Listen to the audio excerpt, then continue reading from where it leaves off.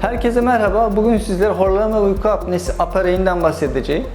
Horlama uyku apnesinin diş hekimleri tarafından yapılan bir ağız içi aparey ile tedavisi mümkündür. Horlama uyku esnasında yumuşak dokuların çıkardığı bir gürültüdür. Apne ise uykuda nefes alamama durumudur. Kısa süreli olarak. Kişi nefes alamaz, solunum yolu daraldığı için. Bir süre sonra sarsılaraktan uyanır. Bu şekilde olunca da insan uykudan verim alamaz. Dinlenemeyen vücut zamanla hastalıklara sebep olur. Yani bu birikir, yavaş yavaş artar. Bütün horlamalar da yavaş yavaş apne eğilimindedir. Apne artışı eğilimindedir. Dinlenemeyen vücut zamanla işte kardiyovasküler problemler, tansiyon gibi problemlere sebep olmaktadır. Ayrıca ailesel problemlere sebep olmaktadır. Kişi eşiyle yatamaz hale gelir. Gün içi uyuklamaya başlar insan. Bu da işte trafik kazasına, iş kazasına sebep olabilir. İş yerinde performans düşüklüğüne sebep olur. Diş hekimleri olarak biz bunu yaptığımız ağız içi apareyle alt çeneyi ön tarafta bir miktar önde konumlandıraraktan solunum yolunu genişletmeyi hedeflemekteyiz. İlk günden itibaren işe yarar. Horlama uyku apnesinin hazırlayan nedenler yaş, kilo artışı, kısa kalın boyun, geniz eti varlığı, tonsil büyüklüğü gibi sebeplerdir.